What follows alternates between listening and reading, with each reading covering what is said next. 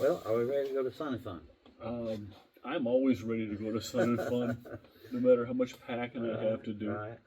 How much time do we have left? This is Valentine's Day, Yeah, February the 14th. 14th. So we have Yeah, exactly. 2 months to the day till it starts. Yeah.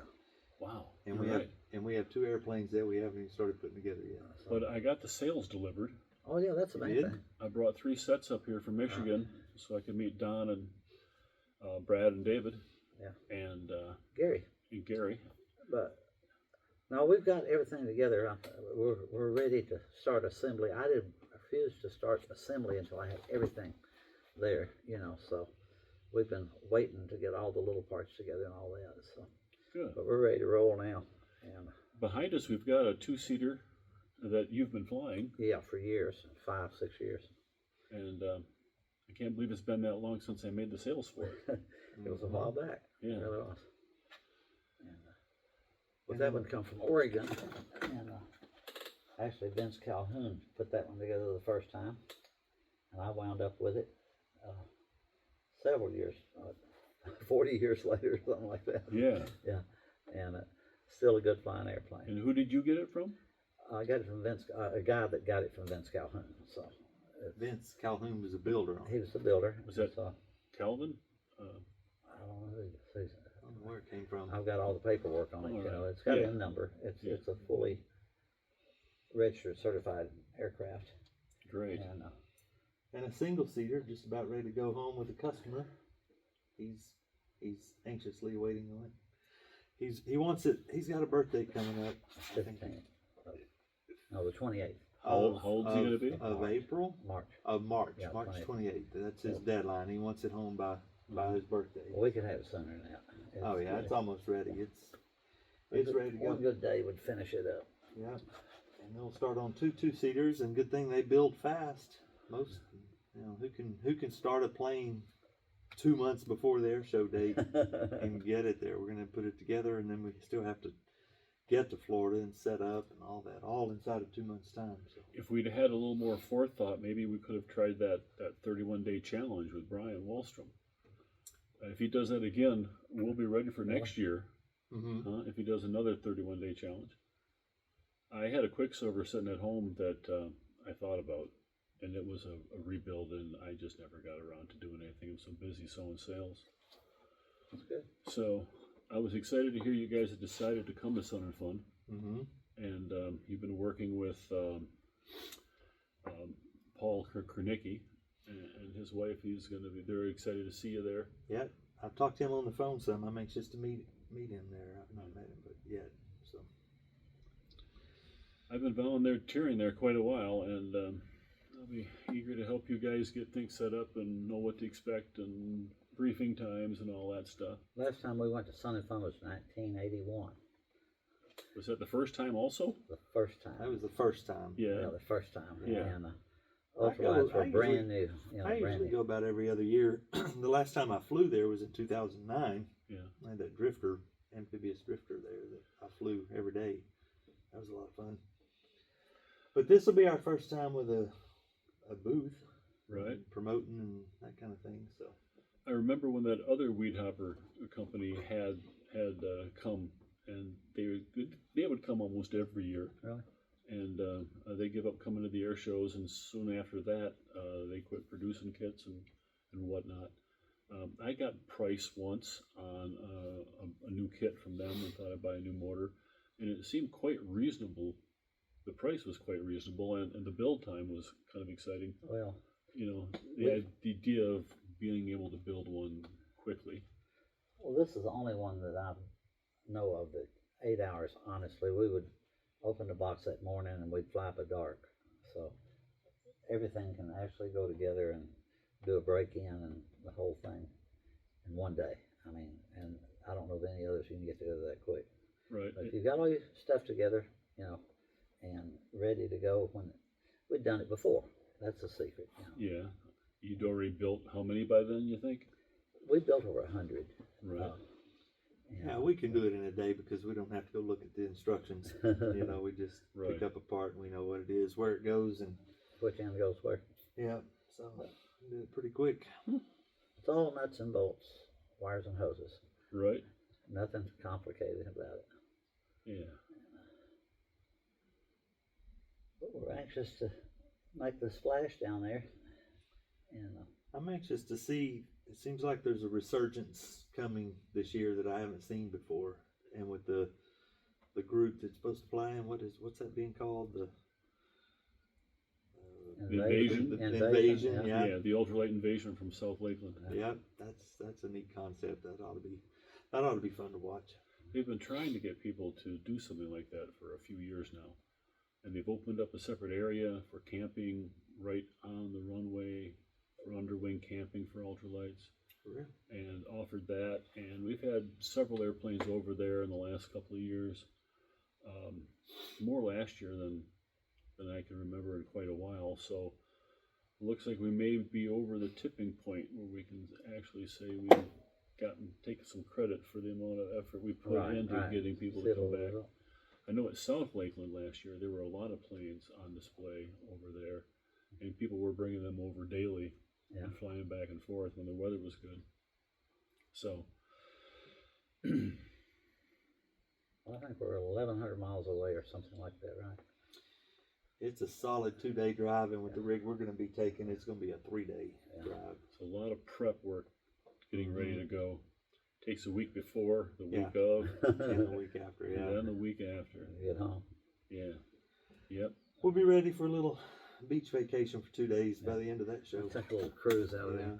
Yeah. So you started off in 80. 80, really. 80, really? Yeah, it was 1980. My brother found a picture of a weed hopper in Poplar Mechanics, and he come over showing it to me, and I said, "You got to be kidding!" I says, 22 mile an hour stall speed. I said, if the wind's blowing, I could just go out there and go straight up. I wouldn't even have to roll, Yeah. And I had some conceptions that weren't exactly the way it really is, at the time. But never forget that first flight. I thought I knew how to fly, and I had about 400 hours as a private pilot. Okay. And I learned a lot more from there. But I learned what low-level winds are about, wind gradients. So you were a private pilot, and somebody brought you a magazine about ultralights. And I always wanted to, fantasy about going to California and jumping off a cliff with a hang glider. I was watching that. That was the thing at the time. And I said, man, hauling that thing up the hill, something I don't want to do. I'd rather have an engine on there to do that. It was my dream come true, to get to do a hang glider thing and not have to haul your machine up the mountain. Back up the hill again. Yeah. Well, I guess it kind of dawned on me that back in the late 80s, I was trimming trees and I was taking brush and chips and stuff to this one place, and the guy says, hey, you seem to be pretty crazy with the way you've been skydiving lately. Well, you ought to try this. And he showed me an auto swapper magazine with a plane called a weed hopper in it. And I called that guy. He gave me the magazine, so I called that guy that night, and he said, well, there's a meeting next month. Or next week, and you can come on a Saturday and meet the guys there. And I met the guy who had that weed hopper, but there was also a Quicksilver for sale, and it was even cheaper at that point. I bought my first MX for myself on my birthday after going to my first meeting. I had the itch already because I spent part of that summer skydiving and had about 30 jumps and 30 takeoffs in an airplane, but it wasn't until the airplane actually landed and I had to stay in it because my reserve seal had been broken, and the regulation was, That was your first landing. Yes. You've made a lot of takeoffs. So I made a lot of takeoffs in an airplane, but never made a landing, and just the way the plane come in and flared and rolled out and the speed bled off, that was pretty cool. So that's what got me into seeing a weed hopper ad in an auto swapper magazine, and met my group, the Ultralight Association there in Michigan, and been going there like almost ever since, to that flying club. And there seems to be quite a resurgence with flying clubs and the one-on-one camaraderie you get, with a group of people are meeting every month and not just doing the virtual. That's a group activity. That's online thing. We had 8 or 10 at a time in the air, and as we got into it a little you know, deeper, we realize this is a fun thing if you've got somebody else going with you, you know, and we fly across country, maybe 50, 100 miles. And it was so much fun having somebody up there with you. And then the two place come along. Of course, that was even better. You know, but we had to train all these people without a two place. They had to train them on the radio. You know? Right. And we've trained over 100 people and nobody got hurt. So we feel pretty proud of that record. So. Well, how old were you when you learned to fly? I was almost 14. Yeah. I didn't. Yeah, I learned in Dad's plane. When he ordered an ultralight, I was the right age at the right time because I grew up in a Cessna, and I was marking the days off of the calendar until I could solo, till my 16th birthday, till I could solo. And when the ultralights came out, I thought, wow, I don't have to wait no more. here's a way I can learn to fly without having to wait till I turn 16. So I guess it was the late 70s, maybe even 79 or so when you got yours together. Yeah, And we that's had the to first wait. ultralight we ever saw, was the one we just got finished building. We'd never seen one fly. Never seen an ultralight Never seen it in there. person at all of any kind until we built that one. And I watched him fly for about a year. Then he taught me in his B model weed hopper. I actually only soloed one time in 1980. It was October 4th, 1980, and that's the only day I flew that year. Then I had my birthday, and then I did most of my flying in 81, starting in 81. So, yeah, a lot of years ago. Yeah. What do you think it was about, what would drive you to buy one, find one, buy it, and put it together when you hadn't really even seen? Well, to me, I just, you know, it's like a little Cessna 150. It looks kind of like a Cessna. You know, I didn't want a pusher. I didn't want a hang glider. I wanted an airplane, something that looked like an airplane. So that appealed to me. And after looking at all the others, that was most what I was used to. Yeah, and you'd already had flying experience. You just wanted to try something a little different. Well, something for the fun of it, because you know, Cessnas, you get in the airplane and it flies you around, and this, you are the airplane. You really feel like you're a buzzard up there circling around. But so then you learned to fly without two-seat training. Without any two-seat training at all. So. We had an old FM radio. We didn't have cell phones back then. A video? Walkie-talkie. Watch a video? There was no such thing. There was no video. We didn't have video. We'd never seen one in the air until it took off. Yeah, our first VHS video recorder we got was right about that same time. A guy showed up that had one. It was the size of a suitcase. Had a strap over his shoulder and a separate camera separate from the machine, and that was the first video we ever saw or made of these things. We were already flying by that time, so no videos, no nothing. But I remember when he was getting ready to order, we had gotten information from another plane also called a Hummer. Okay. So we had an info pack for the weed hopper and the Hummer. And I remember he asked me, he said, well, we're going to order one of these. Which one do you think we should get? And I said, the Hummer. Based on absolutely nothing. I don't even know why I said that. Maybe you like the color. Maybe so. Maybe their brochure was different or something. I said, well, let's get this one. I was just excited we were getting something. I mean, this was dream come true for me. I was so excited. And he said, well, this one's more like the Cessna that I flew. It's got the motor in the front. It's tricycle gear. Yeah. Sit underneath the wing. How about we get this one? And I'm like, fine, get that one. I don't really care. Just it's get your one. Money, Dad. Just get one, you know. So they ordered, him and a friend ordered two and built them at the same time. Well, it took us, 6 months to a year. And when To we didn't finally have get it? then we had to wait on motors. They were manufacturing the motors at the time we were putting the wings on. But it was a big thrill just to get the wings on, you know, and we got a lot of pictures of sitting there with no motors. Yeah, the fuselage was finished. Yeah. And we had to just sit and look at it for several months, just waiting and waiting and waiting. Finally got the For a motor motor in. to That was a come. big deal. So, Yeah. And it flew. I've still got that jug, the original jug. It was a round jug back then.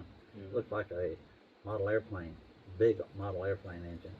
And I've still got that jug, and that thing never failed me one time. You know, it's just amazing how something that new and primitive could work that well. You know, but anyway, it's come a long ways. The Rotax, when it come out, it just like took over. You know, it changed everything. You know, went from there. But we had a lot of fun. I imagine Brad's probably how many hours I quit counting. He's probably 300 or 400 hours at least, right? And at least. ultralights on. Ultralights, yeah. I don't know. Yeah.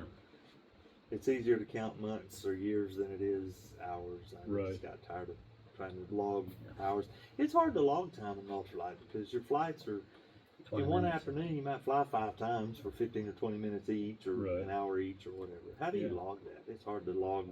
Right. You know, like cross country and Assassin's a lot easier. You know, it's a long trip. It's easy to log, but I logged all my time more like a diary. Really? What I got up, I did that day. I went, you know, and messed around with this and met so and so at the hangar, and then I went flying. And I came back, you know, and that's the way I'd kind of log the landings and the takeoff, the landings, and you know, run a time 20 minutes, 30 minutes. You know. yeah, journal would be kind of better for the type of flying that we do, because Yeah. every day that you fly is a different experience. Different people are there, and what. Two-seaters were, when the two-place came out, that was super cool because we could take people up and let them experience the thing for the first time. So, and that's still what we're about now, is introducing new people to the sport. That's what this whole thing's about. So you've got a website now? Yeah, it's treehopperultralights.com. Treehopper Ultralights. All right. And we're putting stuff on there weekly, you know. Yeah. And, going from We're there. working with the Facebook page, our Weed Hopper Ultralight Facebook page. Yeah. We're a member of the group and have hopefully contributed something to that, you know, as well. Yeah. It's done. Let's say that's been 45 years. Yeah. It's Since you great. started. Yeah. Yeah. 45, 46 years, and some of those people I got on that original Yahoo site. I think it was a Weed Hopper Yahoo site back Yeah. then. I remember that. And some of those people are still on there. You know, we still Yeah. communicate. And safety is learning what not to do wrong. And every time somebody does something wrong, other people may live because of it. You know, that it's just sharing. Safety is the main thing. And but you know, on this, we really don't care if the engine quits. I mean, it rides and flies real well without the engine. You don't have to keep your power on or anything like that. But I tell everybody, got two engines. You know, one's gasoline and the other one's gravity. Yeah. You've always got your gravity. It never fails. It'll bring Right. you down. Keep you moving forward. That's keep your airspeed up. That's all you got to do. You want the ratio just right. Yeah. We've had a lot of fun with it, and it's exciting to go back and maybe kick it off again. You know. Yeah. Hoping to do as well. So what do you think? You're not making a lot of changes. We're calling it a tree hopper now, Right. Change Yeah. the name. and there's a little couple reasons for that. If it ain't broke, don't fix it. You know, it's Yeah. real simple. Yeah. It's tried and proven. You know, how many thousands of hours. You know, and it's got the best safety record of any of them out there. So why change that? You know, why try something new? I don't want to be a test pilot. Right. Nobody else does either. You know, this thing is. We know exactly what it'll do. And So if you look up, people like to do the internet search thing, and you look up safety characteristics of the weed hopper. Yeah. They compare it to other uh-huh. common ultralights, right? Yeah, just you know, look it up. They talk about being well. It's the dihedral, the sweep of the wing, all of that. We got a real big wing, so we're gonna come down a lot slower. We don't have to have power to come down. You know, we can kind of float down. But there's a lot of different airplanes that fly real good, but I don't see why. I mean, this is not the fastest one, No. you know, but it lands the slowest, and it's very forgiving. That's what they say on the internet. You know, it's a very forgiving to newcomers. Easier to learn to fly. So it's safe. Yeah, and it's as far as the wings can come off, in 30 minutes. So you can put it in a trailer. We call it a hangar trailer. Yeah. You haul it in a trailer and you use it for a hangar and stick it in your hangar trailer. And next time you want to fly, 30 minutes, you're ready to fly again. So it's very usable that way without a hangar because it's hard to find hangars anymore. Yeah. So you built up a motto, a logo, simple, safe. Yeah. Well, simple, strong, and safe. Simple, what else strong, can you and say? safe. Strongest, safest, yeah. Right. And And that's the way John Chodia wanted it, right? Yeah, he went through a lot of trial and error and a lot of airplanes that didn't work, and actually got killed in a different version that he was trying to make work. But when this one came along, this is when he put production, because he thought more people can fly this without getting hurt, you know. And it changed the whole scene as far as safety is concerned, or you know, stall speed. If people just get training, everybody needs training. I needed training. I didn't have anybody to get it from. Mm-hmm. I had to learn on my own, but Right. It was a whole new experience for And me. they did make a video about that, Oh yeah, right? yeah. We've got one of Brad learning how step by step. Yeah. But I mean, we spent hours and hours, never got over 2 foot high. You know. Right. So once you get comfortable 2 foot high, you might be comfortable 10 foot high, and just work your way up from there. But we've got a video of him. We put a lot of effort into that video back in that day because there were no two places for training. That's all we had. So Yeah. we wanted to come up with something so that people could learn without crashing, and we've had a perfect safety record through all those years. Yeah. And I almost got back into this industry again in 2001. Got my instructor's rating, the BFI rating at that time, and was going to get back into teaching flying. But then I started a brand new career that took all of my time, so I kind of put it on the back burner. But after 22 years in that industry, I'm now sort of excited about retiring out of that, and now I've got time to do this again. So I'm looking forward to the next 10 or 20 years of doing this again. So Teaching people to fly. teaching people to fly, that's my favorite part of it, is the teaching and making new friends and new pilots. This sport has introduced us to a lot of friends. So you're going to take the 2-seat weed hopper then, and become a CFI, and then use the LOTA program? Hopefully so. I've Yeah. got a little bit to learn still, and the 2-seat weed hopper's the perfect trainer, of course, for the single-seat version of it, because it's the same wing, that's the best trainer for this particular airplane. And then, as far as the training part of it goes, I may take it further and get into light sport training or the new Mosaic. Deal with the different types of airplanes and those kind of things. I've flown lots and lots of different types of planes Right.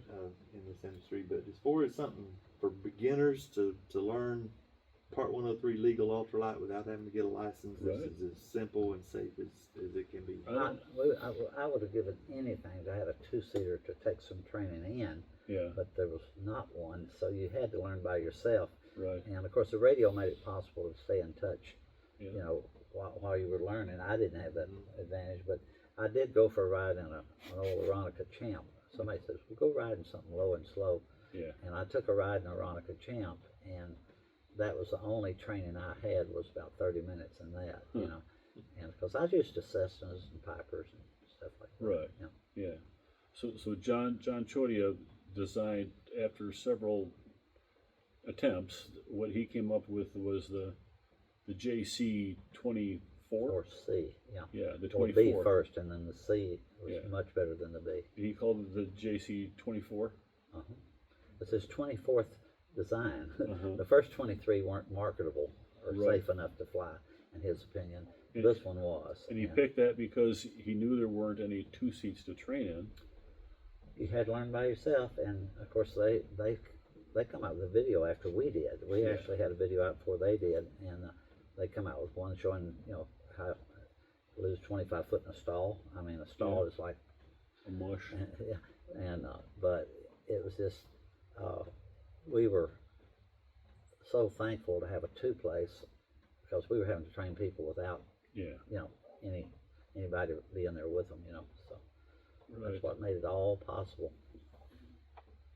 So the only skin the guy learning had, the only skin he had in the game was the fact that you wouldn't let him learn on yours. He had to buy his own first. Oh yeah, you got to fly. You got to buy it to fly it. Yeah. But Uh-huh. no way you let somebody fly your airplane, Uh-huh. or no, you should fly anybody else's either. Right. But when you Right. build one, you know what it's like. You learn. It becomes a part of you. If you don't build it, somebody else builds it. You don't know what they've done. You Right. can inspect Right. it all you want to, but it's nice to build your own plane and know how strong it is. Of course, the struts on this thing, say rated for like 3,000 pounds. Yeah. And they'll never feel 300 pounds, much less 3,000, you know. But we've learned a whole lot in getting back into it about metallurgy and strength and this, that, and the other that we really didn't know before. We just took John's word for it, you know. Right. And if he'd fly it, we'd fly it, you know, that type of thing. So the only modifications really to the original CJ24 just add up to different plastics and saddles and different wall thicknesses because they're easier to get. It's all 6061 T6 aluminum and stainless steel brackets. We didn't realize how strong this plane was, you know, and what it, you know, it was so much stronger than it needed to be. But you're not going to pull over 2 or 3 G's on it anyway, right? You know? And so it's rated for a lot more than that. But it's not aerobatic. It's a fun flying airplane. It's not meant to do aerobatics. Doesn't mean that's not strong enough, you know. Right. I hate to see aerobatics. I hate to see that. Yeah. When I saw a video, and it seemed to me like the first thing I saw in this video about the weed hopper, the first 2 things they showed you were practically 2 different people stuffing them in the dirt. Oh, that's the first thing Right?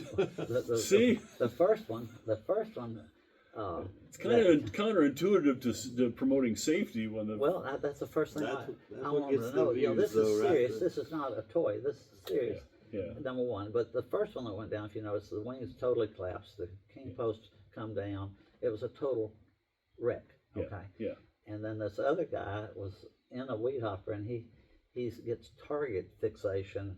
They were doing sack bombing, and he dives in and is looking to see if his bag hit the target and flies it into the ground, literally. And in the process of doing that, he hangs somebody's pants and he rips them off with a wingtip, and then he does a cartwheel, stands it on the prop, drills a post hole with falls back down, the airplane's still intact. I mean, you could have put a prop on it and flew it right there. Right. So I said, there's the strongest plane in the bunch right there. So, right. So there you go. And then that particular video goes in. It looks like you got something going off in your pocket there.